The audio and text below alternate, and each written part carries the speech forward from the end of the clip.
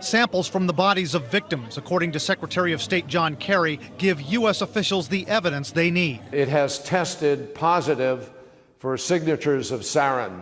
But what are those signatures? How can we be sure this isn't a repeat of the slam dunk that wasn't, the claim that Iraq had WMD?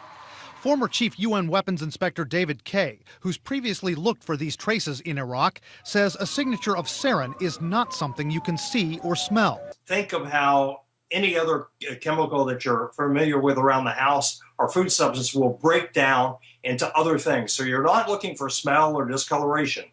Kay says that unlike mustard gas, sarin does not burn your skin. The victims who die from it, he says, die because when it's breathed in, it shuts down your nerves. Then you suffocate. Experts say to find out if that's happened, to find that signature, you take blood, hair, brain tissue, clothing samples. Then a portable version of this, a gas chromatography machine, will give you spikes indicating that sarin was used. But there's another key question about signatures of sarin. How reliable are those samples? How reliable are these tests? If you were going to get a single sample or say half a dozen of samples, I think most of us would be concerned because you're concerned about how they were collected and all. And that's why the inspectors were so careful to take multiple samples from places. Kay says nothing is 100% in these situations, but if the UN inspectors took enough samples and if they controlled them well enough, the reliability should be high. A UN official we contacted wouldn't say how many samples they took or talk about methods.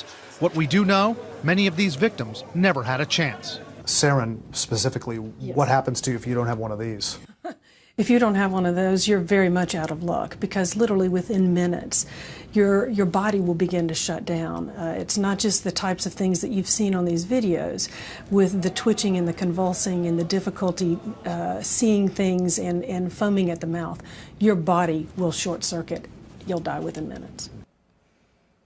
Could there be false positives in the testing of those victims? David Kay says not if you do the testing well enough. He says it's more likely you'll get inconclusive results in a given sample if the traces are minute or if there are no traces at all. And that would be because of the shelling of that area the Syrian forces did after the chemical attack. Wolf.